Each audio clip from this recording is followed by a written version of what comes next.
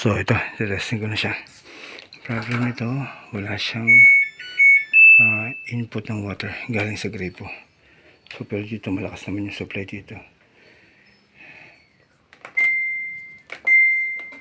Start.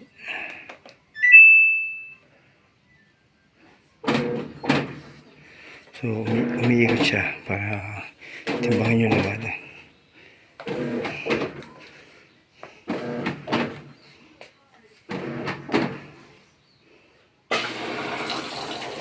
Ayan, pasok na ito. So, DCR. Ayan, nakabukas yung pinto.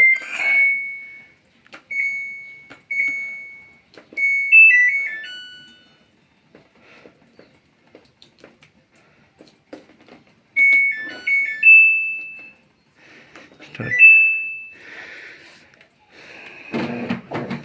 Ayan yung binubuksan yung pinto. Kaya siya nag-error. Nakailan na kayo po yan nakagawa ngayong araw? Late na rin po ako nakaalis. Yung isang napuntahan ko kanina, babalikan ko pa. Ay lumabas yung symptom.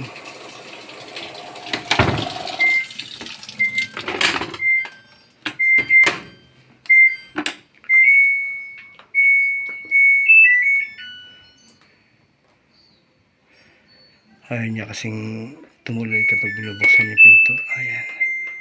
Set ko na number 1. Start. Dahil po naghihintay sa akin yun. Laging marami naghihintay sa akin. May mga hindi ako napupuntahan. Kasi nainit na, kakahintay, kakancel na. Ako naman kasi kaya kong gawin kapag hindi magawa ng ibang technician. Kaya kapag try sila sa ibang technician, pwede naman, hopefully, magawa. Yan, mapasok ni tubig. So, magwawash yan kapag naabot niya yung water level. Number 1. Malakas naman po yung tulo niya ngayon. Oh. Malakas naman. Pero kaya nga lang, baka dumarating yung time dito na humihina yung pressure.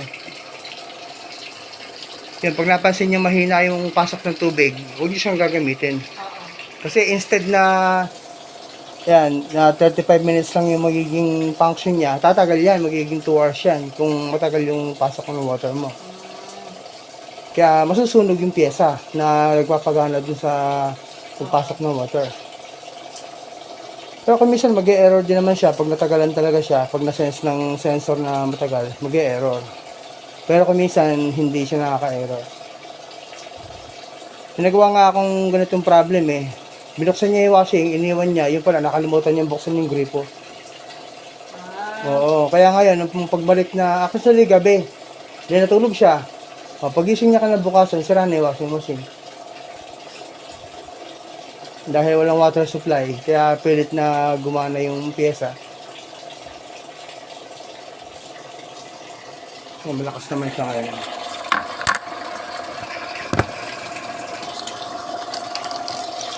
Lakas.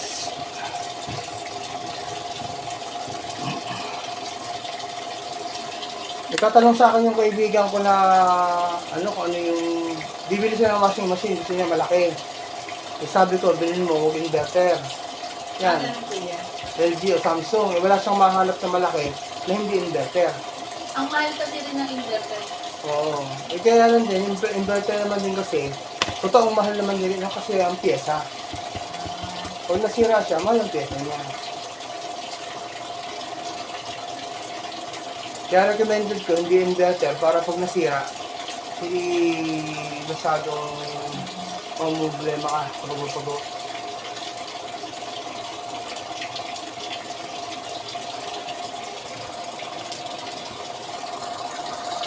Takas ng tubig eh. Kuya, paano ang paglinis? Magkano? Actually, ang cleaning ma'am, cleaning alone nito, binubuksan kasi yan, iahon yung tablo. Then, para matanggal yung malaking nut doon, power tools yung gamit doon. Then, power spray yung gamit ng panglinis. Kaya ako, talaga ang cleaning ko talaga yung ganito, 3.5. Pero bihira akong tumanggap kasi nga matrabaho ang cleaning. 2 hours ang inatagal ng cleaning. Oo. Pero tinuturuan ko naman na, yan, umito na. Mabawas na siya. Yan. Then mahalaga rin po na tumigil yung tubig. Oo. Kasi problema naman din kung hindi tumigil. So marami akong nagagawang ganun, hindi tumigil yung tubig. So problem din yun. Possible na problem din sa board yun. Yan. Pero ngayon, okay na siya, tumigil naman. Then sa cleaning ma'am, tinuturuan ko lang ng diskarte. Pwede kayong bumili sa Lazada. Yung mga Cubes. Basta ang mahalaga lang doon, punuin niyo ang tubig, hulugan niyo ng 10 piraso, i-wash niyo para malusaw. Wash lang, huwag niyo hahayaang mag-rinse. wash lang. Tapos ibabad niyo na magdamag. Anong pipindutin ko dyan ng wash? Diretso wash lang. Hindi, tanggalin niyo yung rinse. Iba, yan. Pwede kasing tanggalin yung ano yan yung ibang function yan Pero tatanggalin mo yung time niya. Halimbawa, wash lang. O kung gusto, ayan. Yan, kapag tanggalin mo yung time nung rinse. Ito, wash tayo. Tanggalin mo yung time ng rinse. Yan, zero siya. So, meaning, wash na lang ang mangyayari dyan. Hindi na siya tutuloy ng rinse. Then, ibabad mo. Yung kasi ang kailangan doon, ibabad mo. Ginagawa ko sila, lagyan ko lang, tapos ginagawa ko rin wash. Kasi, kung hindi siya nagbabad, Drain.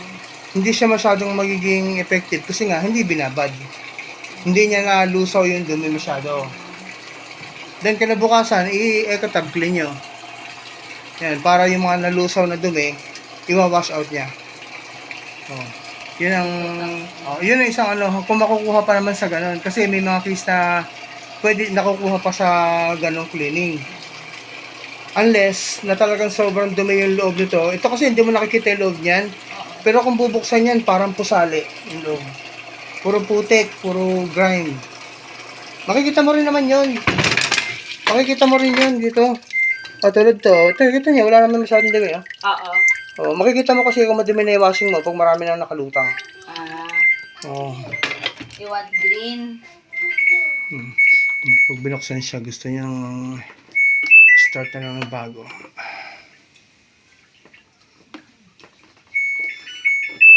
Water level. Start. So, okay na. Ayan. Mapasok na yung water niya.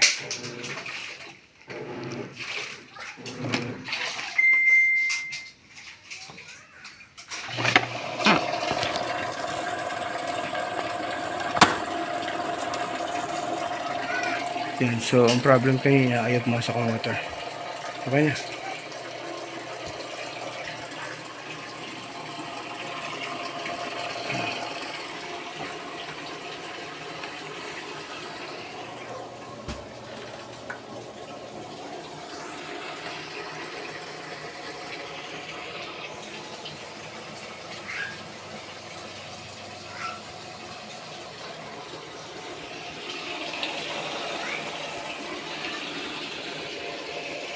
Yan, okay na. Then, mahalaga dito yung warranty. 3 months warranty.